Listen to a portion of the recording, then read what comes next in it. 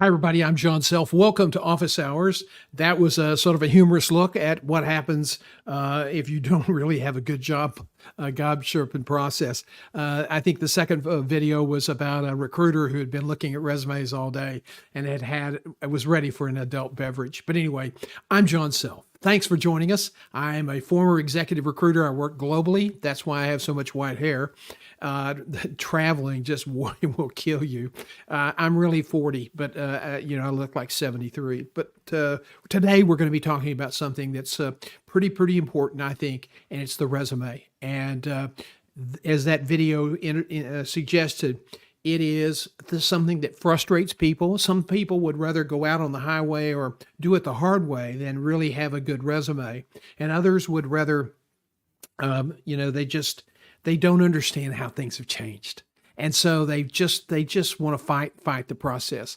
And you can't win fighting the process. So let's get busy here and take care of some business. First of all, if you have comments you would like to make, tell us where you're from. That's fine. We only use first names here. We may use your city.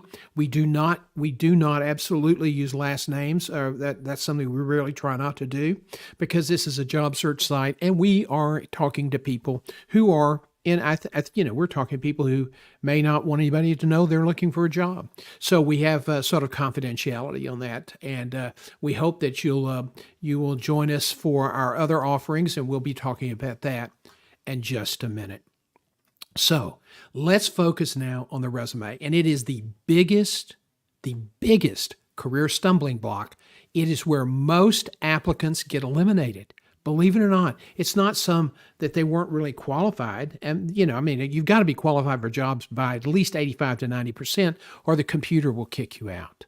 But these are people who didn't put their best effort into a resume. And so one of the things we want to do today is just sort of dispel some of the myths and kind of get you refocused on a resume. And it shouldn't be that complicated. It's more difficult today than it has been in the past because there's no such thing as a generic resume.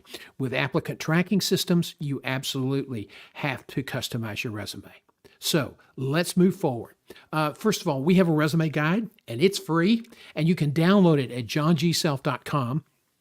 And there's a little red tab on the right side of the homepage. And that tab says, sign up for the boot camp. But that button takes you to the page where all the free stuff is and where our course portfolios are located. So check it out. It's at johngself.com.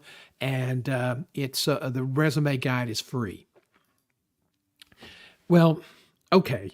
This is no great surprise. The elephant in the room, the resume. People hate it. They would just as soon, one of the reasons people are having so much trouble today is because they liked it when they could do the sort of one and done, get a resume writer, spend $1,000 or more, sometimes less, but usually more, and have this really flashy resume that would stand out so that the recruiter would somehow magically pull it from the pile. And you had great color choices and all those other things. Now, Back in the day, and we're talking, 10 or 15 years ago, that was a legitimate job that the resume writers provided. They did a lot of research. They understood what colors were attractive to certain people, genders, etc. And so that they added value that way. Plus, as a third party talking to you about your career, they might see value that you're not emphasizing that they think is really, really important. And for the most part, that happens a lot. People don't extract their best value. But in terms of spending a lot of money on the design of the resume, that's not good. That's not a good spend for the value, because the computer, the applicant tracking system, doesn't care what color you use. They don't want you to use a lot. They don't care whether if it's a certain format. If it's too fancy, it'll get kicked out. So let's talk about this. The resume is your first interview, okay? And it absolutely must communicate your value. So every job is looking for something slightly different, and so your resume has to communicate the value that job summary is asking for, because the algorithm that the ATS system is going to use is tied to that job summary. That's why you have to customize. So it must be customized for every specific job. Now, if you're in the management executive ranks, that can take more work. I know some people at the supervisory level said, "Oh, I did it in 15 minutes." I've seen some job summaries that were 2.5 pages online, and it would take at least an hour or an hour and a half to update the resume with the key phrases and words from that job summary. And we're going to talk about that in detail today. And again, this is where most applicants are eliminated. It's kind of ironic. It's the document that everybody hates to mess with. You have to mess with it more today than ever before. And it's also the document that will get you eliminated. You may have great experience. You may have great credentials. You may have great accomplishments, but if you're not using the right keywords and phrases, you will not get picked. Okay, now, I said types of references, and I was doing two things at once. So this really is about the types of resumes, and that's probably my autocorrect and not the computer. So let's don't shirk the blame here. But there's three kinds of resumes. There's a chronological resume that lists all of your experiences in chronological order with the name of the company, where the company was located, what they did, what your job was, what your scope of responsibility was, and then a listing of the 3, 4, 5, maybe 6 of the most impressive accomplishments that you accomplished, that you realized in that employment. And you always start with the most impressive accomplishment first. Now, a functional resume is really for people who are changing careers, or people who've had gaps, okay? Because a chronological resume, the gap is going to stand out. In a functional resume, it's harder to find. But let me tell you something. Most recruiters do not like functional resumes, and I have personally, probably 2 or 3 dozen times in my career, sent functional resumes back and said, "This doesn't meet our expectations. You have to have a chronological resume." Now, the third thing. A curriculum vitae is not a resume. A curriculum vitae, when you say, "I have my curriculum vitae," or "I have my CV," that's, excuse me, we have had a huge windstorm today, and it's kicked up all the pollen. My apologies. A curriculum vitae is really an academic document. Doctors use it a lot when they're applying for research, and it's used in academic circles. If you submit a quote, if you're a physician or a scientist and you're applying for an executive job and you send that to a white shoe search firm or to a corporate recruiter, they're not going to be very happy. Why? Because that doesn't allow them to quickly track your employment to be sure there's no gaps. It doesn't allow them to quickly look for your accomplishments to see that you align with their expectations. So unless you're applying for a research position or an academic position, you never, ever submit a CV for an executive leadership position. Okay, now I think resume writers add value, and while good at extracting your value, often do not disclose that customization is required. And I think this is something that you have to ask the resume writer. Okay, and so how do you think I should how are you setting this up so that it'll be easy for me to customize it for each job? And if they say, oh, don't worry, we are optimizing this for your industry, that is a large load of an old friend of mine used to say, El Toro poo poo. That doesn't work. It's the job summary, maybe, the job summary, which they post online, which they use on Indeed, which they use at LinkedIn. They're all geared to the specific job. So they can optimize it for the industry, but unless you customize each section of your resume using keywords and phrases from the job summary, you will not probably do well in the review process. Now, unfortunately, some of these people who've been around for a while have not stayed up to date with all the changes. Some of them are basically holding on because we all know that AI will probably render the resume writing business moot within probably the next 2 to 5 years. So, but some people are holding on, and they're just trying to get you to make commitments. They talk about all of their successes. They talk about their certifications, and yet they have resumes that look like that couldn't get through an ATS scanner if you had to. So you have to be very, very careful.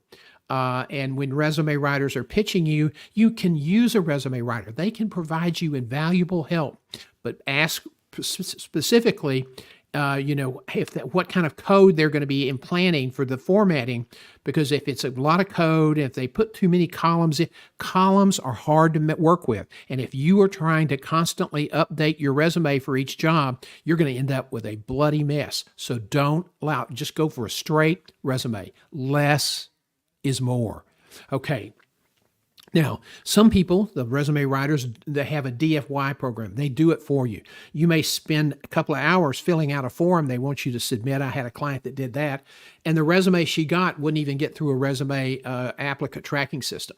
So, that was a big waste. But an outplacement firm that the hospital had hired for her that she did not use felt obligated to do that for her. So there are people out there that are very competent, and they do a good job with the done for you DFY versus format. We will help you format it. We will look at your resume. We will ask you a lot of questions. We're going to do a research interview, but we are going to teach you how to do the resume yourself. Why? Because for the rest of your career, you're going to have to do this. Every job from now on. This is if you're beliefs anchored in the fact that we're going to go back to the old days, I'm sorry, you must have bought some really good stuff in Colorado that's illegal in Texas.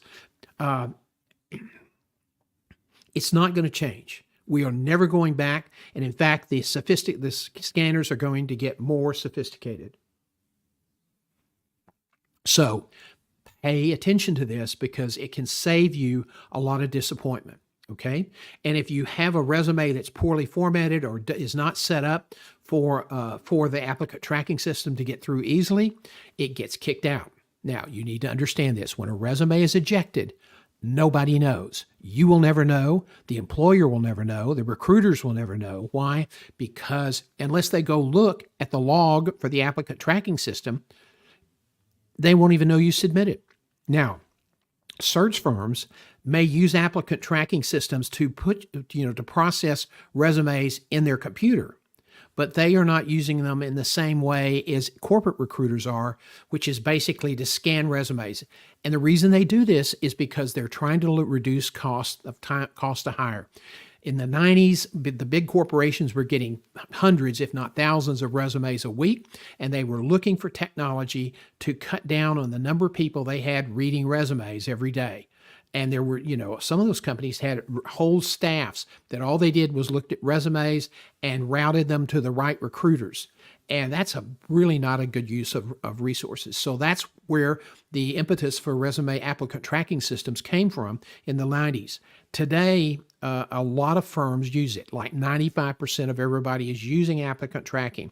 Indeed, iHire, ZipRecruiter, they are all using a version of applicant tracking systems. Now, if you do not customize your resume, you're going to refer to applicant tracking systems as applicant tossing systems because you're never going to get through. And when people say, I've submitted dozens and dozens of resumes and I've never heard a word back, that's an indication you have a problem with your resume and it's not getting through the system. Now, if you're not 85 to 90% qualified for a job, you're probably not going to get a look anyway. In the old days, a recruiter might find something that was interesting because they were manually reviewing resumes. That doesn't happen anymore. So unless you're really qualified for a position, don't apply for it, because you're going to spend time and effort to get the resume in, and then you'll never hear anything. Okay, stylized. Let's go back and deal with this a little bit more. Stylized resumes. This is something that resume writers used to sell, and it was a legitimate service they offered. Why? Because when you're manually reviewing resumes, you have biases and tendencies to pick a certain resume. If you're attracted to white or a certain color or a certain design, something catches your eye, you might spend more time with it. Today, let's put it this way: the computer doesn't care. Stylized design, when recruiters reviews the resumes manually, worked. This is no longer an issue, except at search firms. Now, a resume may be bot friendly. It must be bot friendly. That is the term we've all used to talk about the scanning system. There are no bots in the system, but that's what they're called. And it's an algorithm, and it's geared to the job. And so I would suggest that you have a resume that has a minimal design, without a lot of code, without photos or graphs or charts, because all of those things can screw up the scanning process. Also, we're going to talk about formatting and more in terms of in just a second, but it's really important. If somebody says, "Oh, put your photo in there," that'll be eye-catching. It's not going to be eye-catching for the computer. It'll probably eliminate you. Now, some of the newer ATS systems maybe have that capability, and that may be a more friendly format. But keep in mind that most employers don't spend that much money constantly updating this kind of infrastructure technology. And so some of these people have systems they bought in the 90s and early 2000s that work for them, and they're not updating it. So you never know if you're submitting to an old system or a new system. And they're all basically the same. There's some whistles and bells, and some have more levels of sophistication. But the big companies don't go around quickly updating all of their technology every time there's a new version, because it can screw up everything else. And applicant tracking systems feed into in-house recruiting systems, so they're not going to be making a lot of changes. Now, the safest format to submit in is a plain text or an MS document Word. Okay, but if you're using the best thing is the latest Word, DocX is probably the best one to use. But if you have the original Microsoft Word with Docs, it's okay. It gets through. Now, sometimes PDF can go through. PDF used to be great because there were all these different versions of Word in hospitals and corporations across the country. Again, they didn't update those systems. And so a newer version of Word might have some coding or conflict with an older version, and your resume, when they printed it out, looked like garbage. I mean, it was jumbled, and there was pages half missing, or extra pages printing on half of a page. And so people started using PDF because that locked in the formatting. And some of these systems will respond to PDFs. However, some of them don't do it as well. So you're safer using a Microsoft Word document. Again, don't try to outfox the system, because you're going to probably lose. You don't know what you're competing against. Now, let's add this caveat, and you should do this. Some of these employment sites, corporations, health systems, large organizations, in their recruiting sites where you're filing or applying online, will have some instructions on what you should do. You may not agree with those instructions, but you're a fool if you don't follow them to the letter, okay? Because they're telling you what they're looking for and how to make this application. Do not submit a cover letter unless you are requested to do so, because that can screw up the scanners. Please avoid multi-column formats. That is still something that's out there and people are promoting, and it's not going to do you any good. Now, let's talk about one other thing that I think is really important. YouTube is an incredible resource. It is the second largest search engine in the world. And there are a lot of people out there with how-to videos on YouTube, and I have saved more repair bills by watching YouTube videos, and I've made a bunch myself. All resumes, all job categories are not equal. So if you are a staff person or an hourly person, or you're somebody that's just beginning your career, the resume advice you're going to get from some of these advisors on YouTube are different than what you have for management or executives. Now, they don't like to admit that because they just want to throw it out there and sell their templates and do all that other stuff. Don't use a template, okay? Especially a template which says all you have to do is just fill in the blanks. Why? Because they're so loaded with code and ATS does not like them. Okay, let's get to the stack. Some people have one of their names, you can't see my hands because I'm on the small screen. They have their name and certain information on the left side of the page, and then on the right side of the page, they have their contact information. You can do that, but it can get jumbled up. And my advice is don't get too cute by half. Just do a straight stack, your name with appropriate credentials. If you are in a business where you get rewarded for having multiple credentials, don't put 10 or 12 credentials after your name. I once saw a nurse that had credentials from the left side of the page to the right side of the page, and there were like 12. And my first response was, my God, how does she do her job? She's spending most of her time, just trying to, keep up with all of her credentials. Jack Welch, the legendary CEO of GE from the 80s and the 90s, when it was the most successful company in the world, said when he sees somebody with a lot of credentials, he thinks they're dabblers. They don't really know what they want to do, so they're trying to cover all their bases. So if you've got several credentials, look at the ones that are most appropriate for the job that you're submitting. Okay, for applying for, and use those. Okay, if you have an MHA, you can put it after your name. But let me tell you this: that's not a final or a terminal degree. That would be a PhD or a doctor of accounting or something like that. So custom, you don't list MBA after your name, okay? List your address. If you're a manager or an executive, that's something you should do. Don't make the recruiter have to come back and ask for it because they're going to need it sooner than later. So include it. There have been very few problems with people having privacy violations. And a lot of people, some women are very concerned about that, and that's understandable. But if you're a manager or an executive, use your address because we're going to have it for the background check. Don't make us have to come back and dig it out later.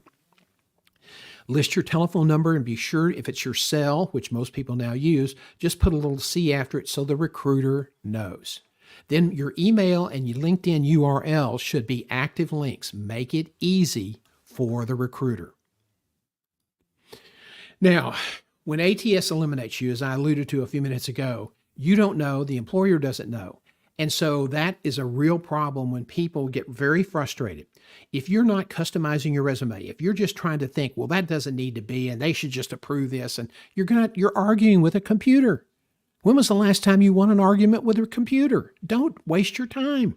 Don't waste, it just is a silliness. So do what they tell you to do it the way they tell you to do it. And because that enhances your chances of getting called back. Now, again, let me emphasize, if you are 70% qualified for a job and you're submitting it just to hope something work out, that's great. You've just wasted your time because nothing ever works out. That may have worked 10 years ago, 15 years ago when recruiters were looking at the document, but not the machine. Okay? Now, not hearing anything means you were eliminated. Don't expect some of the newer systems acknowledge that they received your resume. I saw one the other night that guy told me, he said, it was a big, long job summary. I spent over almost 2 hours on it. He said it was just painful. It was just painful going through and being sure, because then you had to go back and check the spelling and grammar because that could get you eliminated too. And he said, I spent so much time on it. I submitted my resume, and he said, then about 10 or 15 minutes later, I got this flash, thank you for submitting your resume. It was an email. Your resume has been received. You are applicant number, 490. Well, that means that your odds at that moment in time are about 490 to 1. And so and the guy said, I was so frustrated. I almost cried. And I understand that. You have to understand too that when you're applying online, which is the most inefficient way to find a job, your odds are going to be on average 150 to 250 to 1, because that's how many people are applying for jobs in management ranks and executive ranks. Why? Because the number of those jobs has shrunk. Okay. Now it is first a numbers game, but you have to get past the numbers aspect to get to the quality aspect. So if your resume is not a good-looking resume, if your resume is not error-free, if you're not 85 to 90% qualified for the job, sometimes they want more, then you're not even going to get to the quality part of the game. You're going to get shoe kicked out. Do not use symbols, percentage, less than, more than, the plus sign. You may be saving room, and a lot of people. The computer doesn't care doesn't care how big the typeface is, but when a recruiter gets it, they sure as hell care. So a lot of resumes are being read for the first time on screen. One of the best typefaces for easy reading on the screen is Verdana. Tahoma's pretty good. Arial's okay. Georgia and Garamond, those two older versions of type, they are easy to read online. But don't use anything too frilly or anything like that. Don't use any symbols. Scanners cannot always read these accurately, and it may cause you to get a lower scan score. Now, always put your name and page number on each page. The computer's not going to get it out of order, but once a recruiter starts printing resumes to distribute to the interview team, and they still do that in a lot of places, there's always a chance you can drop it. You can have a pile on the floor, and you're now trying to sort resumes, and if you don't have page numbers, you've just made their jobs impossible. Now, a lot of people are doing distribution electronically, and that's the majority of people, but always put your name and page number on each page of the resume in case somebody prints it and it gets separated. All right, that's just being a helpful candidate. Proof your work carefully. Grammar and spelling errors can get you eliminated. Now, I was an ex-newspaper reporter, and when I started my career as a newspaper reporter, as an intern, making $65 a week for the Tyler Morning Telegraph, my desk faced the wall while everybody else in the newsroom looked at each other. So we were sort of like, that's where you stand in this organization. You face the wall. And I was retyping press releases. And finally, I heard this voice, raspy, alcohol-laden, cigarette-smoking voice, self and certain words of interesting combinations. You blankety blank, SOB, when are you going to learn how to spell receive? Because I had a bad habit of doing I before, IEVE. There was silence in the newsroom. There were about 25 or 30 people there. The shifts were changing. And there was a great laugh at my expense. Now, I never misspell that word again, but that's something that I'll never, ever forget. It was humiliating.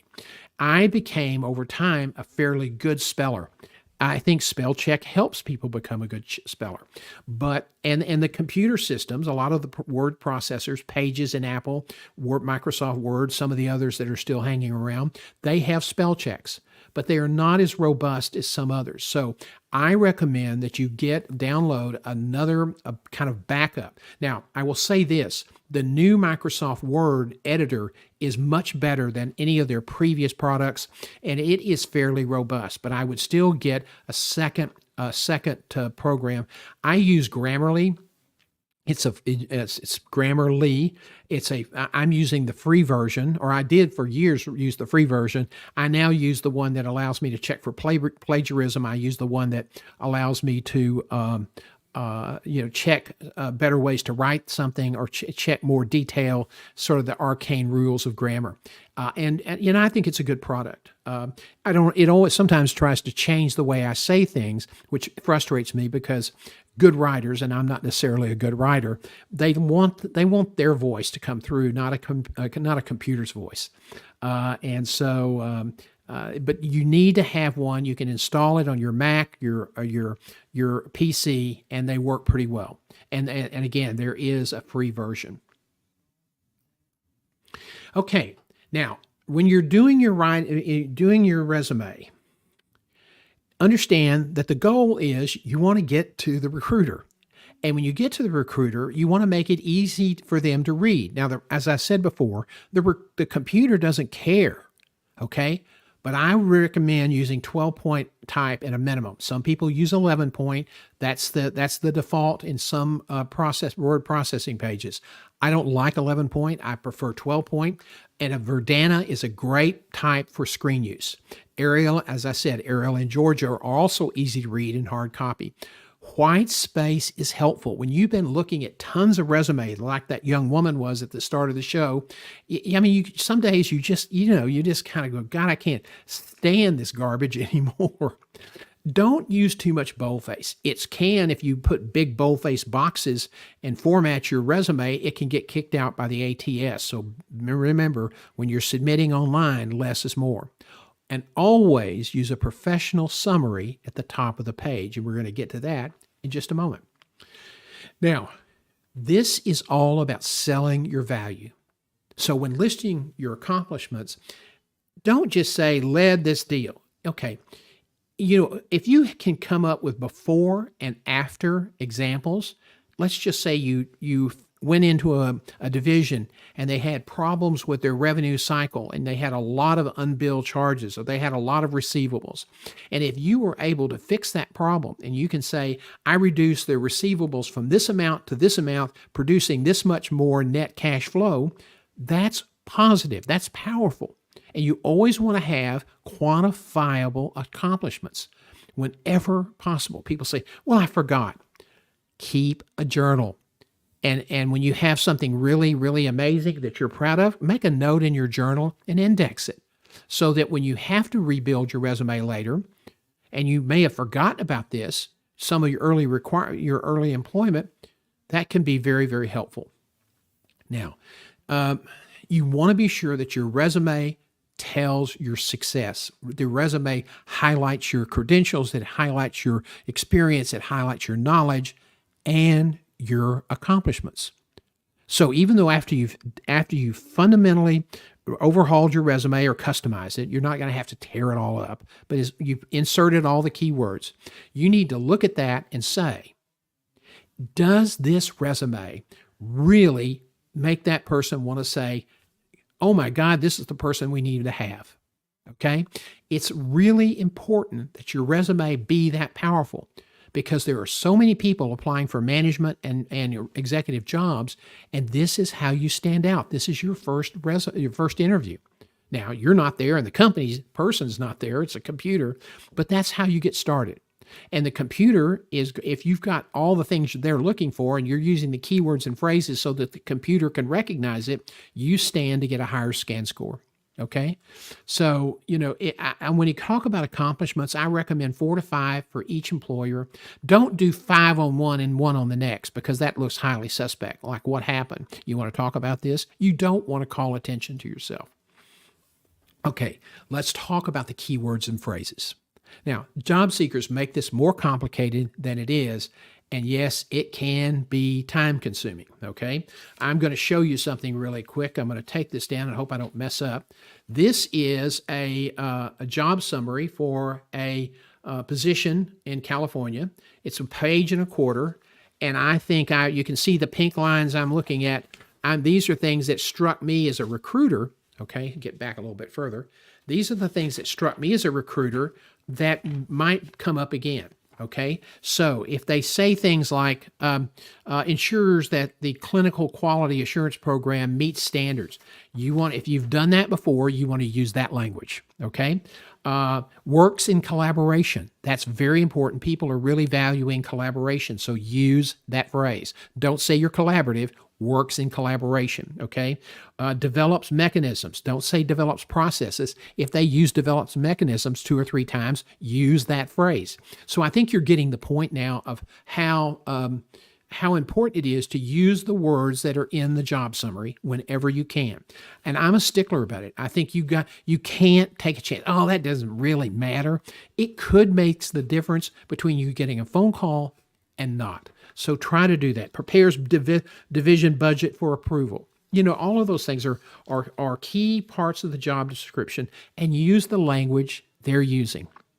And that's probably the simplest way that we can talk about that. Now, job seekers make it more complicated.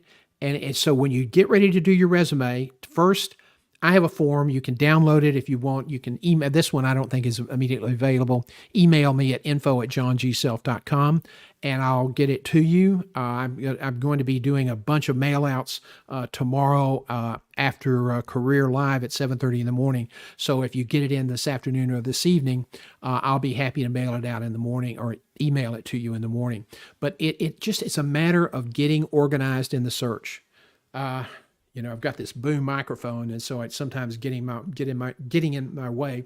But what you want to do is take the form and then go through the job summary. Now, I read that job summary 3 times to be sure that I had a good read of what they were looking for. And then after the third read, then I went back and highlighted the things that in retrospect really stood out to me in terms of key phrases or words. Okay. Now, good advice on the web. But there's, a lot of people go to the web and look for advice about how to do a resume or how to do this or that. One of the things you need to be very, very careful about is the web is incredible. YouTube is fabulous for getting good information. But we're in a field here that's moving at the speed of bloody light. I'm stunned every day about how much change is occurring and how much change is going to occur going forward. So here's a good pro tip. Okay. Always be aware of the source of the information on YouTube or any place else and the date of post, because you can look at some of these videos and some of these posts online, and suddenly you realize you're looking at 6 or 7 year old information.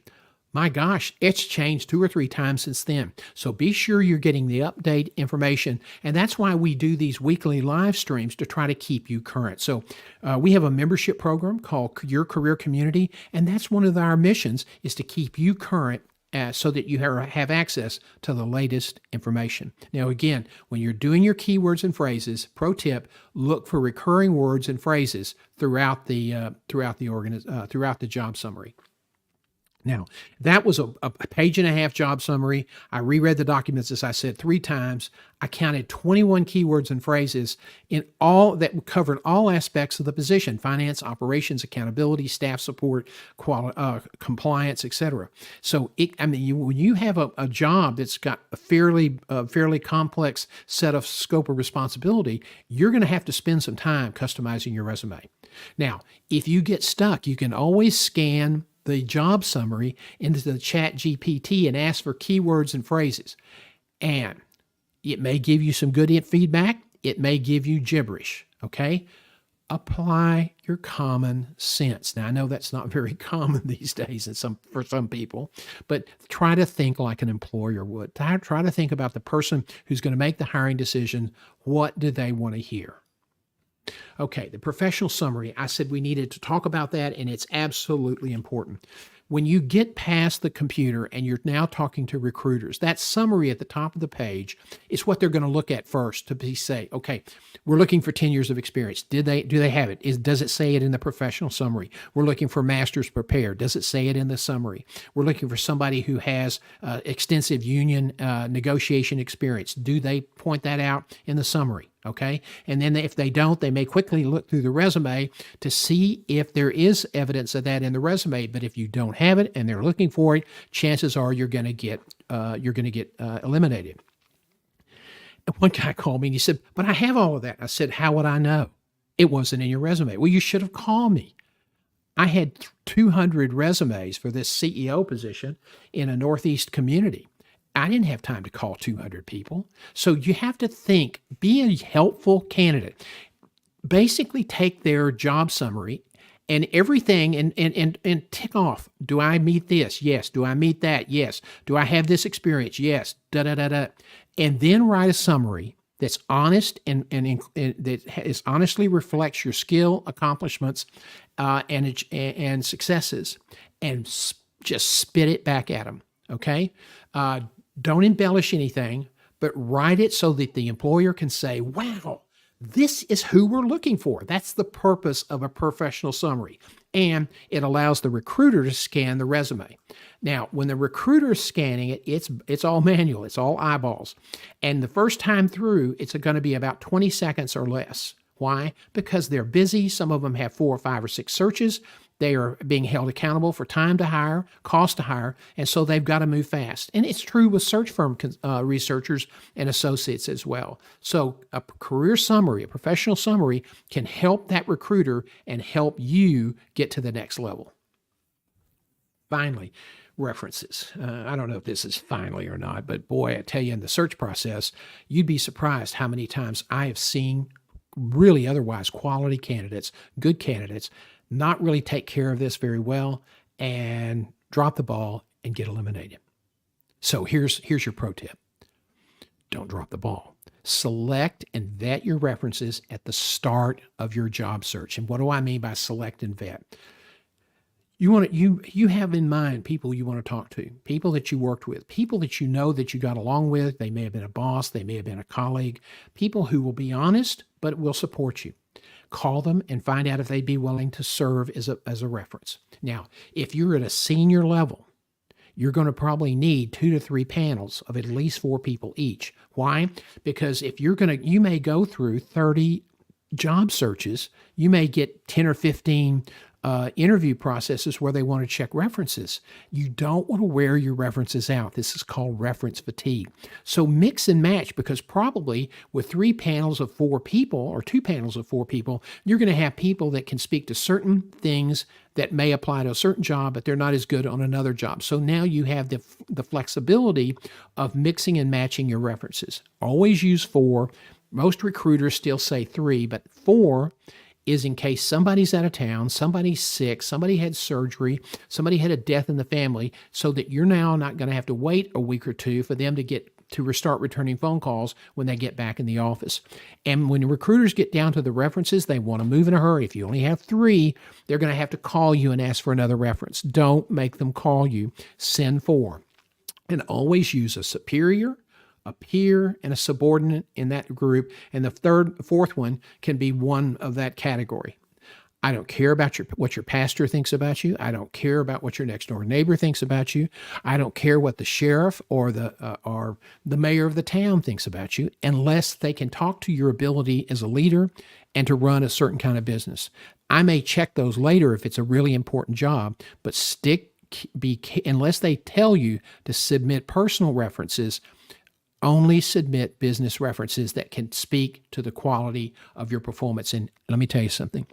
When I call a reference and we've got 5 people that we're vetting, and we've got maybe a 20-minute call to vet the reference, if he or she has to say 2 or 3 times, well, I can't speak to this, or I can't speak to that, or that, that's a bad reference. Be sure that the people that know you, know what you've done, and are willing to speak for you, okay? You need to alert your references in advance when you know that you've gotten to that point and they're going to be calling you the references. Do not under any circumstance submit your references with your resume unless they specifically request it. Here's why. Because if you submit it all at once, trying to be a nice, helpful guy, you're never going to know where you are in the search process. But you do know if they ask you for references, you are now moving into finalist territory. So that's one way, kind of indirectly, albeit, for you to have some control and at least have a check on where you are in the search process. Now, credentials, another key thing here. You want to be sure that you place them on the resume and listing order. Unless you are a new graduate with very little work experience, you never put your credentials at the top of the page. You may list if you're a CPA or an MD or a DO or a fellow in the American College of Healthcare Executives or a fellow in the American College of Physician Practice Management. There are multiple industries that have multiple certifications, and you put those after your name, okay? However, when it gets to your academic credentials, once you've established a track record, say you have 3 or 4 years in a job, you put your academic credentials at the bottom of the resume, because that's no longer the most important thing to do. So always list the resume with the if you just completed a master's degree and it's been awarded, then you put, that's the first one you list, and then you go subsequently down. Let me tell you, when they verify these credentials, it's now done at a clearinghouse. It's all automated now. And so sometimes they may request a date of graduation, okay? You just ask the recruiter what specific information they need to be able to check your academic credentials. They don't call the universities anymore, okay? And I've got a great story I'll share sometime when we have a meetup about a guy who fabricated his degree. It just didn't make sense. I went over to the college where he said he graduated from in Florida, presented it. I sat outside. I thought for the longest time, and he came in and he said, "Where did you get this?" And I said, "Well, I got it from a candidate." He said, "Well, I'll say this, it's a very good replica." The guy had gone to all that experience to manufacture an advanced degree that he did not have. Now, something else you should never, ever do, and it happens all the time, but if you took all the coursework for a PhD, and this was 8 or 9 or 10 years ago, don't sit there and say you have a PhD and then in parentheses, ABD, all but dissertation, because that means they did not award you the degree. So do not list a degree and then qualify that with small print to suddenly you become a paragon of honesty.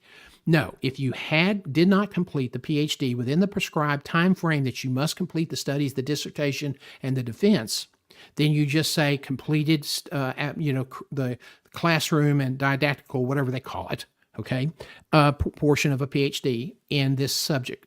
And don't say you have a PhD except you didn't have a dissertation, because that's not accurate. It's an embellishment, and it reflects very badly on your character.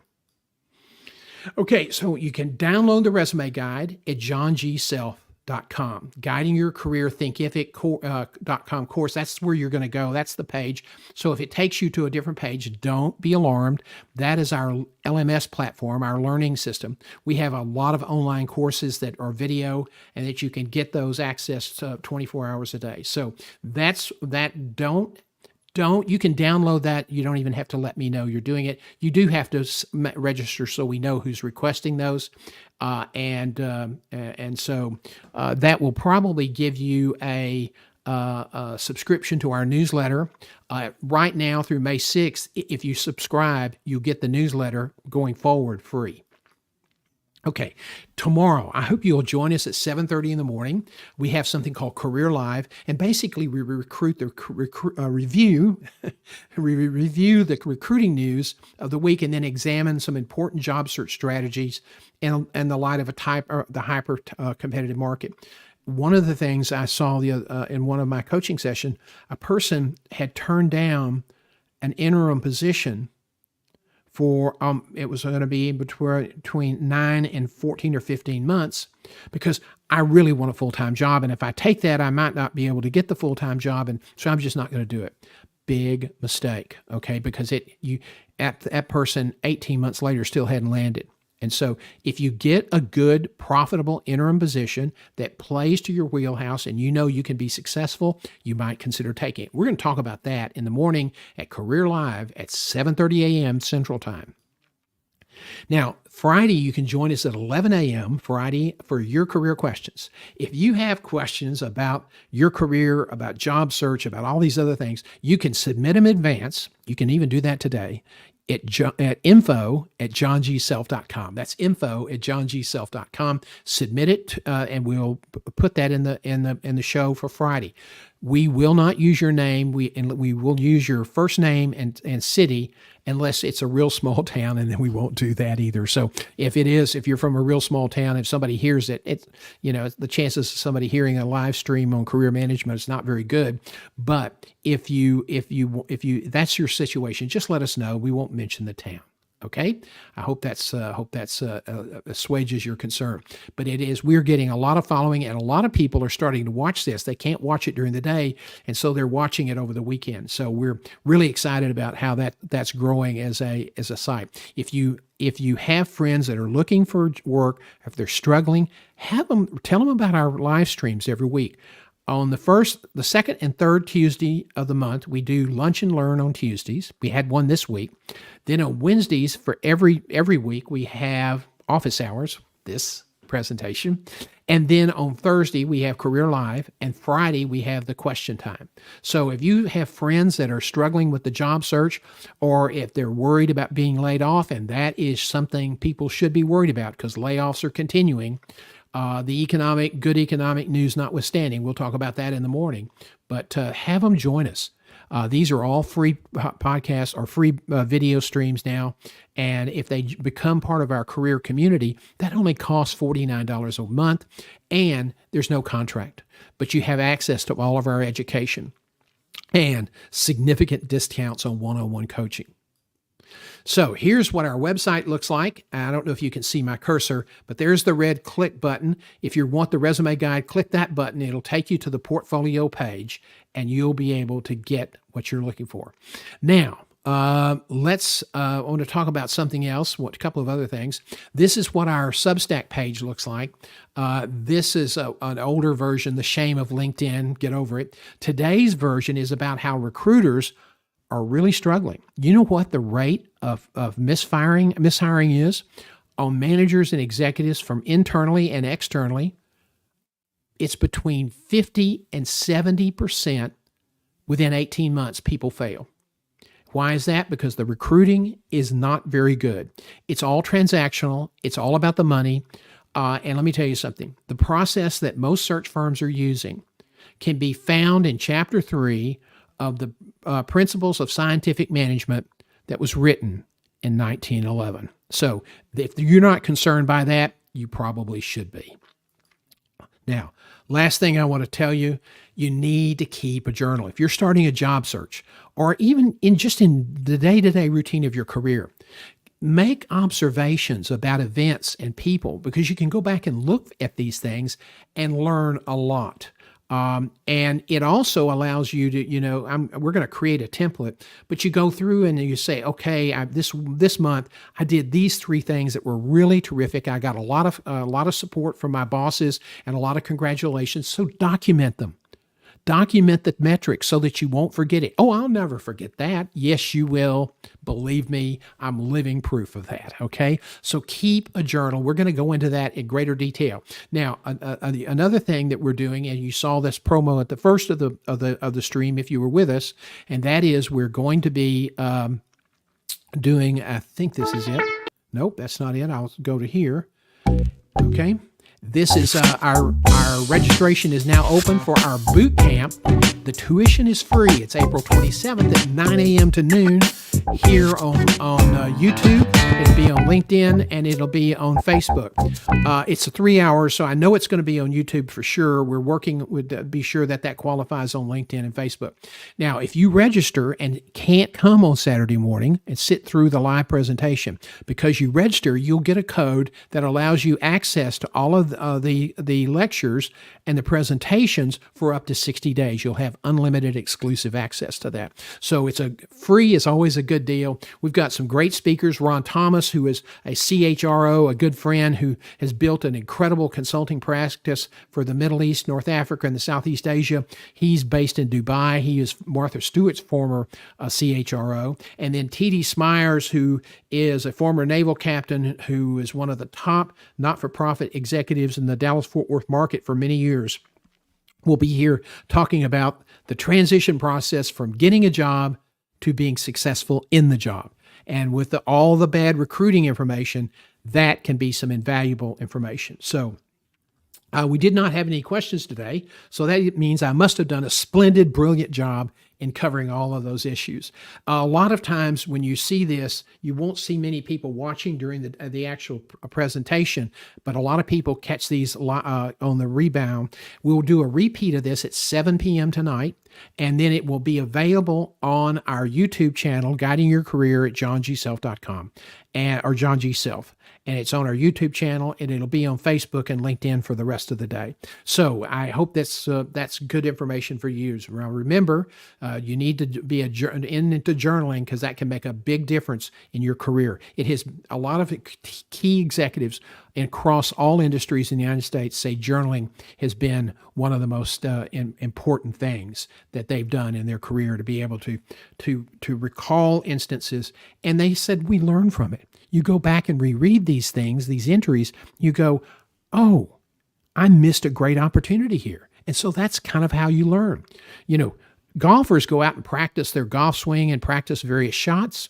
Itzhak Perlman, the great virtuoso violinist, Joshua Bell, another violinist, people who have great skill, they practice, they rehearse. So what does an executive do? How do you practice and rehearse? And one of the ways you do that is you journal reflectively so that you go back in periodically and look back at what you were doing, what you said, how you organized something, and you look for ways to do it better, and it works. Matthew McConaughey has been journaling for, he said 35 years, and he used his journal to create a best-selling book. So this can be an extraordinary journey, and I encourage you to do that. Every day I start by listing 3 things for which I'm grateful. You're building a new business, and you've been very successful in the past, but this is totally different. I'm learning about audio and microphones and multiple monitors and switching systems and editing video and all. I didn't know anything about that 3 or 4 years ago. So this has been a real challenging thing, but I've learned a lot. It's exciting. Am I as successful as I want to be? No, but you can help me that way. And one of the ways you can help me is tell me, hey, that presentation was confusing. The presentation didn't have relevant information for me. Let us know how we can improve, because that's what we're here for. We're not here to, so I'll feel like I sounded good. I mean, I want to have a good mic and I want to look reasonably good. I want to have good studio lighting. But if we're not giving you the information you need, then we're not achieving what we set out to achieve in our mission.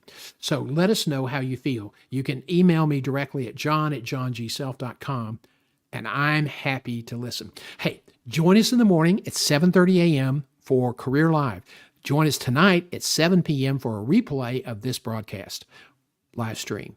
Thank you all. I'm John Self, and I'll see you tomorrow morning on Career Live, and I'll see you back here next Wednesday at 4 p.m.